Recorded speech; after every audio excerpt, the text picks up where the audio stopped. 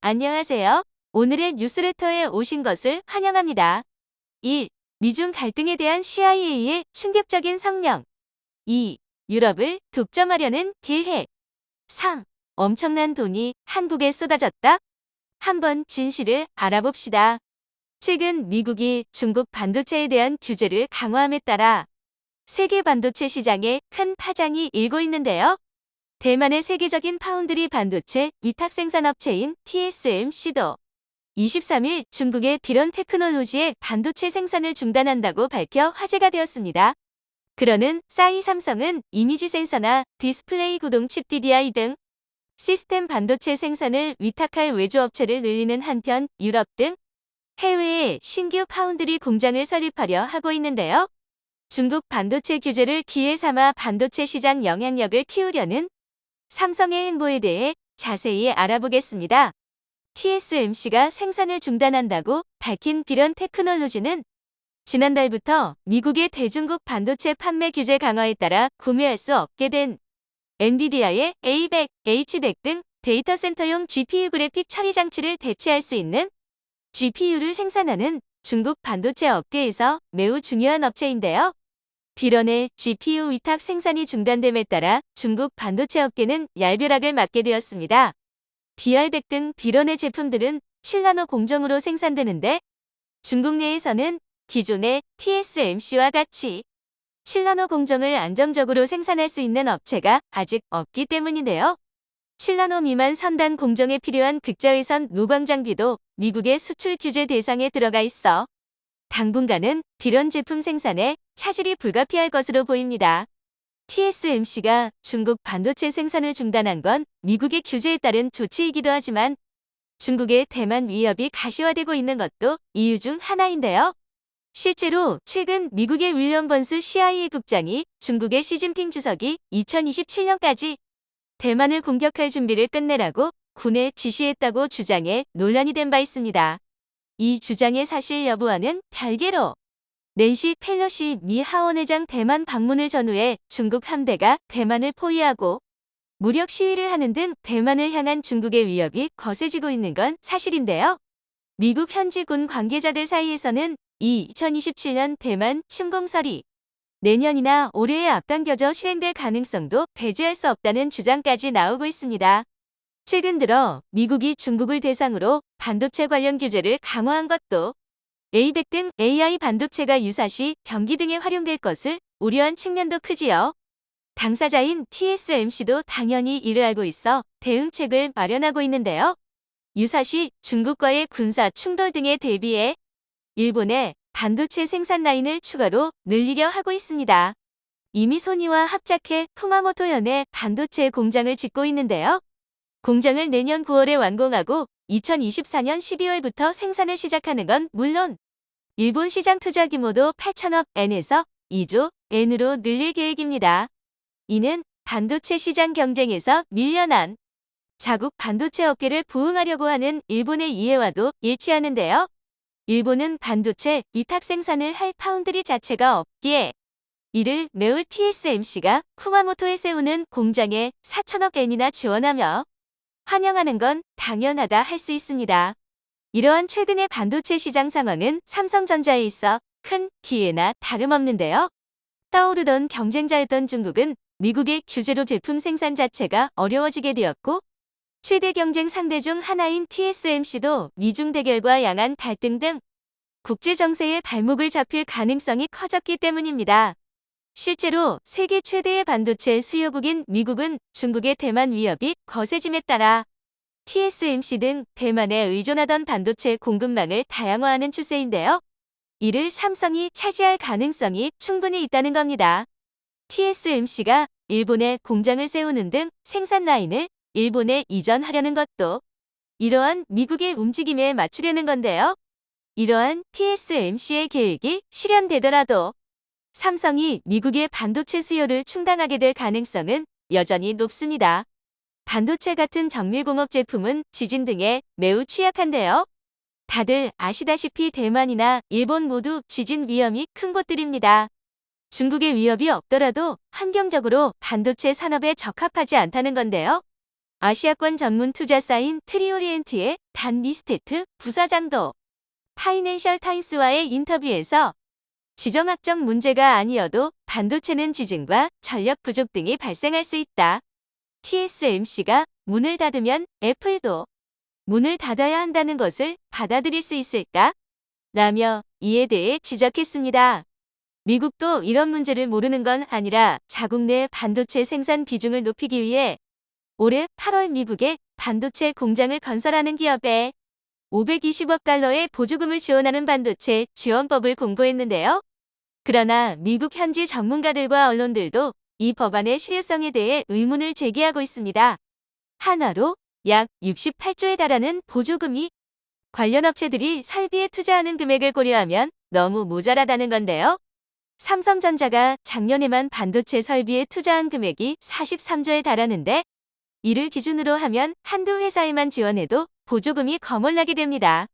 전전 TSMC 부사장인 엘리자베스 선 블룸버그 테크놀로지 대표도 520억 달러는 TSMC가 1년에 시설 투자에 지출하는 금액과 비교하면 큰 금액이 아니라고 지적했지요. 보조금 문제 외에 미국의 비싼 인건비도 반도체 지원법 실효성을 의심케 하는 요인 중 하나입니다. 반도체만 아니라 다른 제조업들도 생산 공장을 미국의 다른 지역에 세우는 경우가 많은 게 바로 이 때문인데요.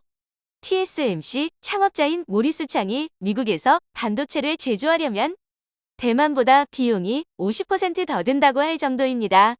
이런 문제들을 종합해보면 미국은 결국 좋든 싫든 자국 반도체 수요 중 일정 부분 이상은 해외에서 충당할 수밖에 없다는 결론에 이르게 되지요. 그 대안으로 거론되는 유력한 후보가 다를 아닌 삼성.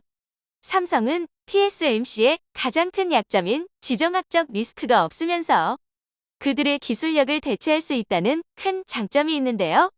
대표적인 예로 현재 아이폰에 들어가는 AP칩을 만들 수 있는 곳은 TSMC 외에는 삼성밖에 없습니다. 6월에는 TSMC보다도 일찍 3나노 공정 양산 일정을 밝힌 바 있고 이에 따라 2024년부터는 3나노 2세대 공정으로 AP 제품을 양산할 계획이고요. 그 외에도 퀄컴이나 엔비디아 등 업계 최첨단을 달리는 업체들의 제품들을 위탁 생산해 본 경험이 있기에 파운드리로서의 기술력은 충분히 검증되었다 할 수 있습니다. 이와 같은 흐름에 따라 삼성전자는 20일 열린 파운드리 포럼 2022에서 2024년까지 파운드리 사업에서 머추어 성숙 스페셜티 특화 공정을 10개 이상 늘리고 해당 공정 생산 능력을 2027년까지 2.3배 늘릴 계획을 밝혔는데요. 새 파운드리 라인 개발에 걸리는 시간 동안 늘어나는 수요에 대응할 수 있도록 외부 파운드리 업체도 늘리고 있습니다. 코로나 때 수요가 있음에도 칩이 없어서 납품 못했던 상황이 재현되는 걸 막기 위해서인데요. AP칩 같은 최첨단 제품은 자사 파운드리 사업부에서 직접 생산하되 DDI나 이미지 센서 등 전동 공정에서도 생산 가능한 제품은 대만의 UMC 등 타 업체에 위탁하는 방식을 취하고 있습니다. 여기에 파워칩이나 비스 등 다른 업체들도 외주 업체로 추가할 계획이고요. 그러는 사이 새 파운드리 라인은 현재 반도체 생산 기지를 유치하려 하는 유럽에 들어설 가능성이 높은데요. 전기차 등 최첨단 친환경차 사업 발전에 따라 수요가 급증하는 차량용 반도체 공장을 주요 차량용 반도체 업체들과 완성차 업체들이 놓여있는 유럽에 세울 것으로 전망되고 있습니다. 차량용 반도체 시장 규모가 2030년 1,300억 달러 이상에 달할 것으로 예상되고 삼성전자가 최근 차량용 메모리 시장에서 2025년까지 1위를 기록하겠다고 공언한 만큼 이를 구현하기 위한 움직임을 보일 것은 분명하지요. 삼성전자가 이처럼 파운드리 규모를 늘리는 것은 단순히 외부 수요 대응만을 위한 것은 아닌데요. 자사의 다른 최신 제품에 들어갈 반도체를 충당하기 위한 목적도 있습니다. 12일 미국 샌프란시스코 모스콘 센터에서 열린 삼성 개발자 컨퍼런스 2022에서 한종희 삼성전자 부회장이 캄테크의 중요성을 강조했는데요. 캄테크는 조용한 기술이라는 의미에서 짐작할 수 있듯 이용자가 인지하지 못한 상태에서도 다양한 기기가 유기적으로 연결돼 각종 서비스를 제공해주는 기술 체계를 말합니다. 흔히들 말하는 스마트홈 시스템을 구현하기 위한 기술이라 보면 되는데요. 이와 관련해 자사 사물 인터넷 시스템인 스마트싱스와 연계된 음성 지원 플랫폼 빅스비의 기능을 강화한 빅스비 홈 스튜디오의 개발물을 선보였고, 스마트홈 보안에 최적화된 보안 패러다임인 삼성 녹스 매트릭스도 발표했습니다. 이러한 첨단 기술과 연계된 제품 생산에는 필연적으로 고성능의 반도체가 들어가기 마련인데요. 그와 같은 수준의 반도체를 생산할 수 있는 기술력을 가진 업체가 삼성을 포함해 세계적으로 얼마 되지 않는다는 걸 생각하면 관련 제품들의 원활한 양산을 위해서라도 파운드리 사업 확장은 필수적입니다. 코로나 확산으로 인해 첨단 반도체 생산이 수요를 따라가지 못해 컴퓨터 그래픽 카드나 이와 연계된 콘솔 게임기 등 관련 제품들의 값이 올라갔던 사례만 봐도 알 수 있지요. 삼성전자의 관련 제품군 생산 계획만 봐도 왜 반도체 파운드리 규모를 늘리려고 하는지 알 수 있습니다. 삼성전자는 내년에 LCD TV를 3,900만여 대, 올레드 TV는 최대 150만 대까지 출하할 계획을 세웠는데요. 이 중 올레드 TV에는 모두 삼성 디스플레이의 QD 올레드가 쓰입니다. LG 디스플레이의 W 올레드를 적용한 제품의 생산 계획은 아직 반영되지 않은 수치란 걸 생각하면 실제 생산 규모는 더 늘어날 가능성이 큰데요. 이러한 디스플레이 생산 수요를 충당하기 위해서라도 해당 제품에 들어갈 반도체 생산량을 지금보다 늘려야 합니다. 그런 점에서 삼성의 반도체 파운드리 사업 확장은 반도체 산업 자체는 물론 삼성전자 전체의 성장과 발전을 위한 행보라고 할 수 있지요. 최근 반도체 호황의 날개를 단 대만경제는 이번 3분기 반도체 부문에서 사상 최고 매출을 기록하고 있습니다. TSMC의 이번 7월, 8월, 9월 3분기 매출은 우리 돈 27조 5천억 원에 육박하는 것으로 알려졌는데, 지난해 3분기에 비해 50%가량 성장한 규모입니다. 반면 삼성전자는 가전제품과 반도체 등 다양한 부문을 포함하여 80조 원의 종합 매출을 공시했지만 반도체 매출을 명확하게 공개하지 않았습니다. 증권사들은 삼성전자 반도체 고객사들의 주문량을 추산하여 합산한 결과 삼성의 3분기 반도체 매출은 대략 30조 안팎이 될 것으로 전망해 2022년 3분기 대만의 TSMC가 순수한 반도체 매출만으로 삼성을 앞섰다는 평가가 나오고 있습니다. 하지만 올해 1, 2분기에서 삼성전자가 쌓아둔 매출과 연말까지 DM 실적이 받쳐준다면 TSMC의 3분기 최다 매출은 일회성에 그치고 삼성전자의 종합 반도체 매출은 지난해처럼 세계 1위를 차지할 가능성이 남아 있습니다. 2021년 기준으로 삼성에 이어 세계 반도체 매출 2위를 달성했던 인텔은 3분기 매출 22조 원을 기록하며 3위를 달성했는데요. 이렇게만 보면 최근의 반도체 산업은 대만 TSMC가 사실상 독주하고 있다고 보여지며 큰 이변이 없는 한 이런 흐름은 계속 이어질 것으로 예상됩니다. 대만의 언론과 경제 전문가들 역시 반도체 매출을 성장 동력으로 대만의 1인당 국민소득 GDP가 한국을 뛰어넘을 것이란 희망에 가득 차 있는데요. 하지만 최근 미국의 중국을 향한 반도체 제재가 한층 더 높아지는 수준이 되자 대만은 완전히 비상이 걸린 상황입니다. 지난 트럼프 대통령 시절부터 미국은 중국을 향해 반도체 제재를 해오며 새롭게 추가할 제재가 있을까 싶을 정도로 강력한 제재를 실시해왔지만 이제는 미국 자국 기업의 매출은 물론 중국과 경제적 교류를 많이 하는 동맹국들의 반도체 매출에 영향을 줄 정도로 대중 견제를 강화하고 있는 상황입니다. 그런데 미국의 이번 결정에 가장 큰 피해를 보는 곳은 다름 아닌 대만의 반도체 기업들이 된다는 우려가 나오는 상황이며, 이는 즉각적으로 대만의 주식시장 흐름에도 반영되고 있습니다. 얼마 전 미국의 인플레이션 방지 법안으로 한국산 전기차가 가장 큰 영향을 받게 되던 상황에 대만에선 경쟁국인 한국의 경제가 안 좋은 영향을 받게 될 것을 집중적으로 보도했습니다. 하지만 11월 중간선거를 위한 미국의 인플레 감축법은 한국을 비롯한 동맹국들의 큰 반발으로 현재 개정법안 발의를 비롯해 수정된다고 보는 시각이 지배적인 상황인데요. 미국의 자국 우선주의에 한국이 영향을 받았지만 이번엔 대만이 무사하지 못할 상황에 놓였습니다.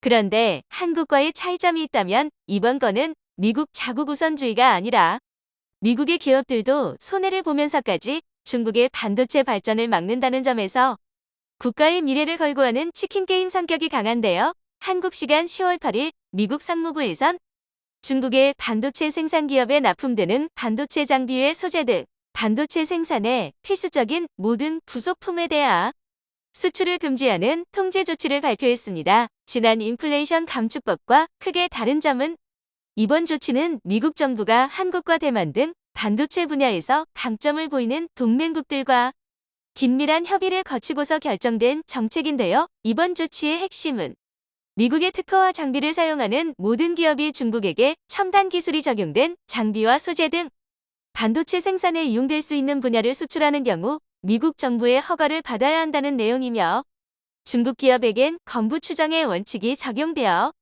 사실상 중국으로 가는 모든 첨단 기술 공급이 차단될 상황에 놓였습니다. 트럼프 정권 당시 실시된 최초의 반도체 제재는 화웨이를 필두로 하는 중국 기업의 기술과 정보 탈취를 막고자 하는 취지였지만 최근엔 중국의 모든 반도체 기업들은 잠재적 군사용으로 쓰이는 반도체를 생산할 수 있다는 우려에 모든 중국의 반도체 기업들이 제재 대상되었습니다. 이번 조치로 중국의 YMTC, 양쯔 메모리 테크놀러지 등 중국의 반도체 기업 31곳이 수출 통제 대상 기업으로 지정되었으며 이로 인해 중국 내 첨단 전자제품 생산과 개발에 급제동이 걸릴 것으로 전문가들은 내다봤습니다. 중국 당국 역시 미국의 이러한 조치에 크게 반발하는 가운데 미국 기업들의 피해도 이만저만이 아닐 것으로 보입니다. 중국의 AI 인공지능용 그래픽 반도체를 수출하던 엔비디아와 AMD 등 미국 기업은 기본 수억 달러의 매출 감소가 예상되고 있는데요. 미국 정부의 입장은 자국 기업이 손해를 보더라도 중국 첨단 기술을 제재할 필요가 있다는 것입니다. 그런데 미국의 이번 조치에 직격탄을 맞는 곳은 다름 아닌 대만의 반도체 기업이 될 수밖에 없는 이유가 있는데요.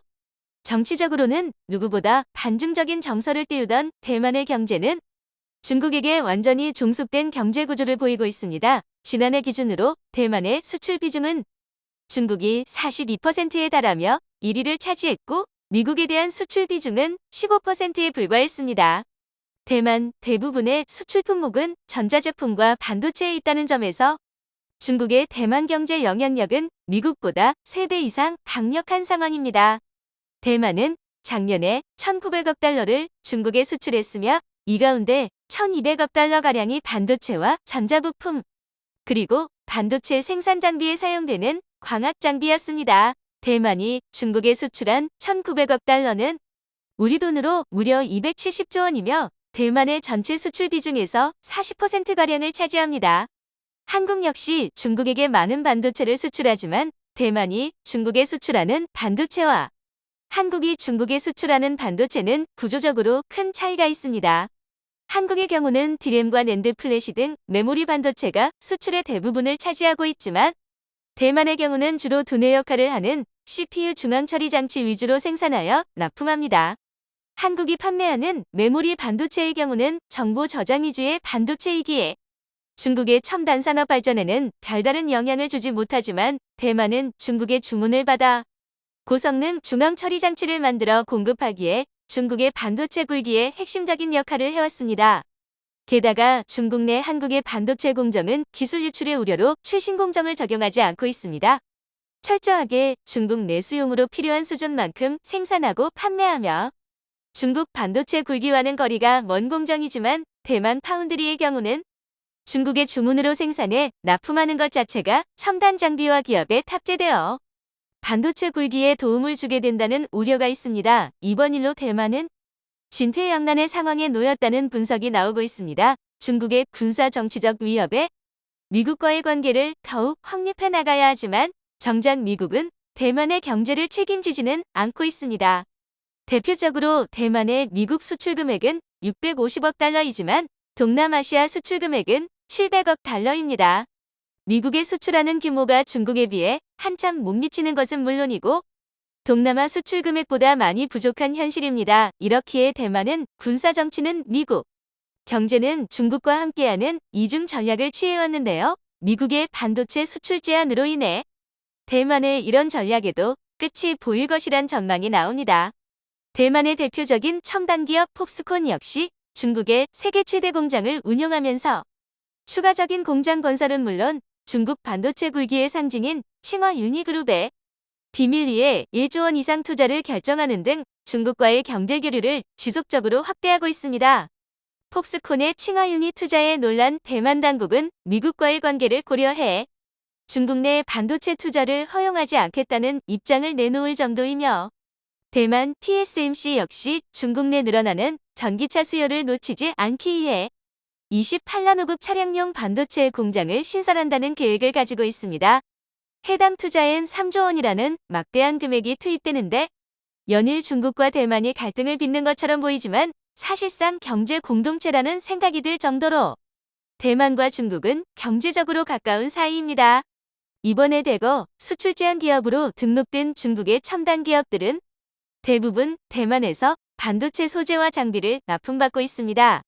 일본의 반도체 소재 기업들이 대만 공장에서 생산한 소재와 TSMC와 폭스콘을 위주로 납품하던 품질과 기술력이 검증된 대만의 반도체 장비 업체들이 중국 정부의 지원을 받은 신생 중국 반도체 업체들에게 막대한 소재와 장비를 공급하고 있었기 때문입니다. 군사 정치적으로 대립하는 것과는 별개로 대만은 중국에 납품하여 매출을 올리고 중국은 대만으로부터 반도체 라인을 공급받아 반도체 굴기 목표 달성을 위해 나아가는 등 대만과 중국이 서로 윈윈하는 전략이었습니다. 미국 역시 이 점을 불편하게 보고 있습니다. 연일 대만은 러우 상황처럼 대만에게도 비슷한 상황이 생기면 대만의 반도체를 공급받는 전 세계가 나서서 도와줄 것이란 기대를 하고 있지만 정작 대만은 중국의 첨단 반도체 장비를 공급하여 중국의 군사용 반도체를 마련을 위한 작업에 협조하는 단계로 보여진다는 것입니다. 대만에서는 이제 미중 양국에서 이익을 취하던 시대는 지났다는 진단이 나오며 둘 중 한 곳을 선택해야 한다는 여론이 나오고 있습니다.